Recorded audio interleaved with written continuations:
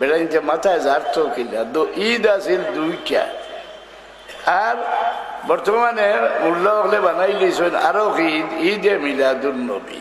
হয়নি না না মুসলমানের ঈদ দুইটা নেই হযরত আব্বাস রাদিয়াল্লাহু আনহুরে ইহুদিয়ে কয় হযরত উমর দেও হইছে বলে তোমার তার উপরে একটা আয়াত নাজিল হইছে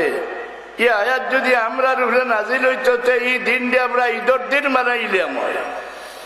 বলে কোন আয়াত বলে আল ইয়াউমা আকমালতু লাকুম দীনাকুম ওয়া আতমামতু আলাইকুম নি'মাতি ওয়া রাদিতু লাকুমুল ইসলাম দীনান উনিয়া কইলা এই আয়াত কোন জায়গাত নাজিল হইছে কোন দিন নাজিল হইছে আমি খুব জানি এই দিনটা আমরা দুই ঈদের দিন আছে এক ঈদ আছিল আরফা এক দিন আছে আজ ঈদ আছিল জুম্মা জুমার দিন আমরা ঈদের দিন কিন্তু দুনিয়ার মাঝে সবচেয়ে ঈদ বড় ঈদ হইল রাসূলুল্লাহর পয়দাইশের তারিখ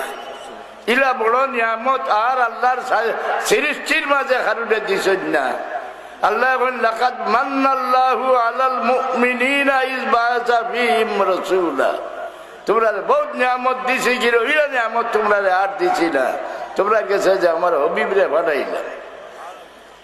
কোরআন শরীফ আল্লাহ বলেন কুল বিফাদলিল্লাহি ওয়া বিরহমাতিহি فبذلك فليفرحوا هو خير مما يجمعون এই মুমিনগণ আল্লাহর দানের উপরে তোমরা খুশি জাহির করো আর আল্লাহর রহমতের উপরে খুশি জাহির করো আল্লাহর দানের মাঝে সবচেয়ে মূল্যবান দান কি জিনিস খাতামুল মুরসালিন হযরত মুহাম্মদ মুস্তাফা সাল্লাল্লাহু এতনে বড় আল্লাহ নিজে কইতে লাকাদ মান্নাল্লাহু আলাল মুমিনিনা ইয বাআসা ফীহিম রাসূলা আমার হাবিবরে পাঠাইয়ে তোমরা লাগিয়া চরম ইহসান আমি করছি ফজল আল্লাহর দান হইলা মুহাম্মদুর রাসূলুল্লাহ রহমত কে